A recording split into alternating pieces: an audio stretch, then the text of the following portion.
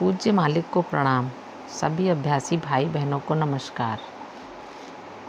अभ्यासी बहन कहती हैं, उसके बाद से मैं अक्सर बाबूजी के घर जाया करती। रात को मेरे पिताजी घर लौटते समय मुझे वापस ले जाते। पूरी रात मैं इसी विचार में मग्न रहती। सन 1964 के मई महीने की एक शाम को हम सभी लोग बाबूजी के घर के आंगन में बैठे हुए थे। असम से आए कुछ अभ्यासी भी वहीं थे। उत्तर प्रदेश में तब गर्मी का मौसम था और बाबूजी स्नान करके अपनी आराम कुर्सी पर आकर बैठे थे। असम के एक अभ्यासी जो कि व्यापारी थे, उन्होंने बाबूजी से पूछा, बाबूजी, हमें किसी घमंडी इंसान के साथ बैठने या उसकी संगत में अप्रिय क्यों महसूस होता है? भले ही वे लोग हमारे साथ कुछ भला बुरा नहीं करते या हमसे कुछ लेते नहीं, फिर भी हम ऐसे लोगों से बचना चाहते हैं। ऐसा क्यों होता है? बाबूजी ने कहा, अहंकार और बुद्धि एक ही जगह होते हैं। जब अहंकार इसकी जगह लेने लगता है तब बुद्धि की तीक्ष्णता खोने लगती है। मन की तीव्रता व तीक्ष्णता खो जाती है और अहंकार उसकी जगह ले लेता है। जब ऐसा आदमी बोलता है तो वह अहंकार से भरा हुआ और बेवकूफ़ों जैसा प्रतीत होता है। ऐसे इंसान के आसपास मौजूद लोग इस बात को साफ साफ देख सकते हैं, पर वह इंसान इससे बेखबर रहता है क्योंकि उसकी बुद्धि की तीव्रता और तीक्ष्णता कम हो चुकी होती है। इसी कारण यही से उस इंसान का पतन शुरू हो जाता है। लोग उसकी संगत को अब और पसंद नहीं करते। बाबूजी के शब्दों में अहंकार के होने से सोच भी स्थूल हो जाती है, जिसका मतलब है कि सोचने की शक्ति की तीक्ष्णता भी चली जाती है। इसी वजह से अहंकारी व्यक्ति का दूसरों पर कोई प्रभाव नहीं पड़ता। हालांकि यह बात भी बुरी लगती है क्योंकि वह इंसान अपनी स्थूल सोच के कारण तीव्रता से काम करना छोड़ देता है। मन की सूक्ष्मता के कारण बुद्धिमत्ता रहती है। जब स्थूलता मन में घर कर लेती है तब बुद्धि की तीव्रता घटने लगती है। जब अहंकार होता है तब मानसिक बल की जगह भौतिक बल काम करने लग जाता है। इसी कारण सोचने की तीव्रता भी कम होने लगती है।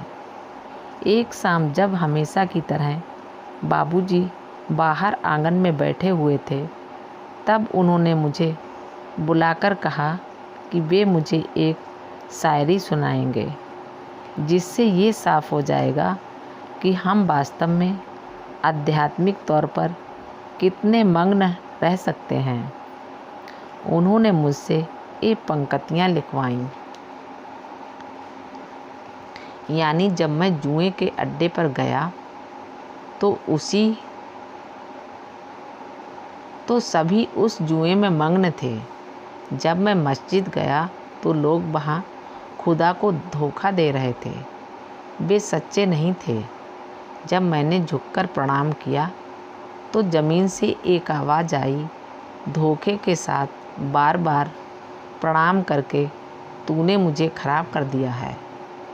बाबूजी महाराज ने कहा, जब लोग जुआ खेलते हैं वे उस खेल में पूरी तरह से मग्न हो जाते हैं, मगर जब वे मस्जिद मंदिर जाते हैं या ध्यान करते हैं तब वे केवल ईश्वर को धोखा दे रहे होते हैं।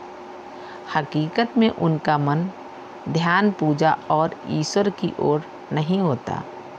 जब लोग हमारे पास आते हैं तब उनमें से केवल कुछ ही असलियत में मग्न होते हैं, जबकि बहुत से केवल धोखा देकर चले जाते हैं। तो लोगों को कम से कम इस तरह ईश्वर में मग्न होना चाहिए जैसे कि वे जुआ खेलते समय रहते हैं। बाबूजी को शेरो शायरी में बहुत दिलचस्पी थी। उन्हें उर्दू और फ़ारसी का अच्छा ज्ञान था। वे गालिब की बहुत प्रशंसा करते थे और अक्सर उनके शेर सुनाया करते थे। एक बार जब किसी ने बाबूजी के चरण स्पर्श किए, तब उन्होंने कहा कि ईश्वर की शरण में आने के बाद हमारा पूरा ध्यान और दिलचस्पी सिर्फ उसी में होनी चाहिए। ऐसा करने में कोई कपट नहीं होना चाहिए, वरना ऐसा करके हम भगवान की भी अहमियत कम कर रहे हैं। इसी तरह से वे लोगों को सिखाया करते थे।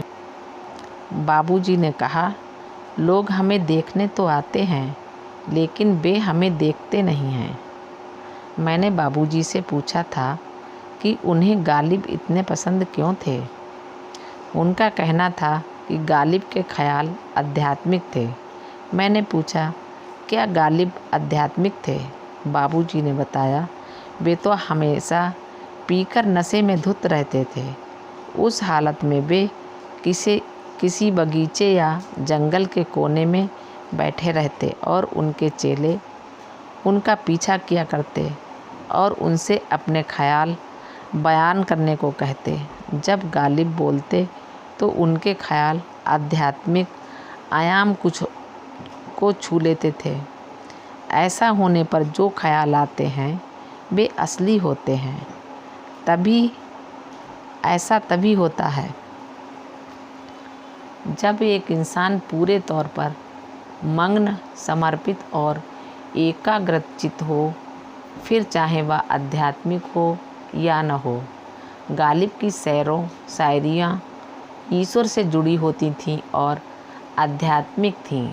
इसी वजह से बाबूजी उन्हें पसंद करते थे।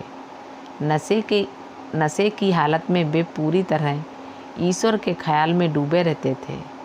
इसीलिए वे महान शायर थे। बाबूजी ने अचानक से कहा, क्या तुम जानती हो लोगों को ईश्वर क्यों नहीं मिलते? मैंने पूछा, बाबूजी इसका क्या कारण है? उन्होंने कहा, ऐसा इसलिए है क्योंकि लोगों को शांति चाहिए, भगवान नहीं। वे शांति पाने में अपनी शक्ति लगाते हैं, ईश्वर को पाने में नहीं। इसलिए उन्हें शांति प्राप्त होती है, ईश्वर नहीं। फिर बाबूजी ये कहते हुए रुक गए कि वे इस विषय पर किसी और दिन चर्चा करेंगे। मालिक को प्रणाम। सभी अभ्यासी भाई बहनों को नमस्कार। धन्यवाद।